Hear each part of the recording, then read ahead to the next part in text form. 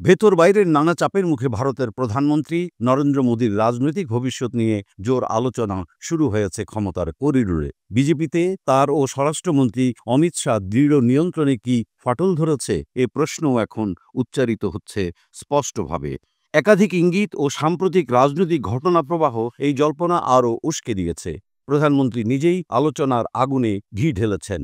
কৃষিবিজ্ঞানী M S. স্বামীনাথের জন্মশতবর্ষ উপলক্ষে আয়োজিত এক সভায় তিনি বলেন, কৃষক, পশুপালক ও মৎস্যজীবীদের স্বার্থহানি হয় এমন কোনো সিদ্ধান্ত তিনি নেবেন না, যদিও তার জন্য তাকে চড়া মূল্য দিতে হতে পারে।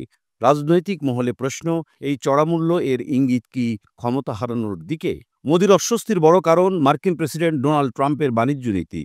যুক্তরাষ্ট্র ভারতের পণ্যের ওপর মোট ৫০% শুল্ক চাপানোর ঘোষণা দিয়েছে, যা কৃষি বাজারে প্রবল চাপ তৈরি করেছে।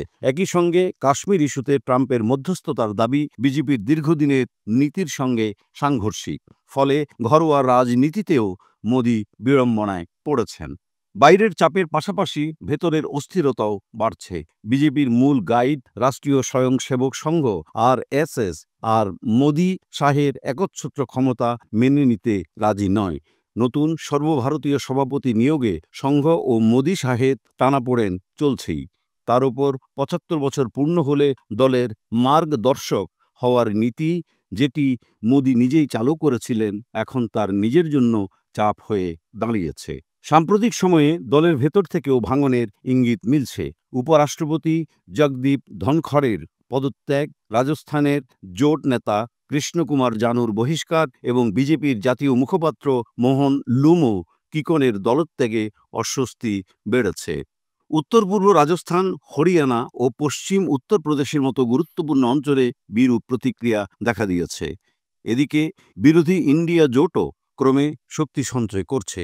নির্বাচন কমিশনের বিরুদ্ধে ভোট কারচুপির অভিযোগে রাহুল গান্ধী নেতৃত্বাধীন তদন্ত এবং আগামী ১ সেপ্টেম্বর পাটনায় বিশাল সমাবেশের প্রস্তুতি বিজেপির জন্য নতুন চ্যালেঞ্জ হয়ে দাঁড়িয়েছে।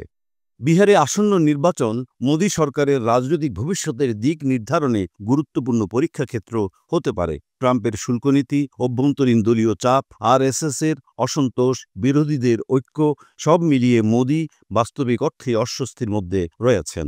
রাজনৈতিক বিশ্লেষকদের মতে আগামী মাসগুলোয় পরিস্থিতি সামলাতে না পারলে ভারতের ক্ষমতার মসনদে বড় ধরনের পরিবর্তন ঘটতে পারে।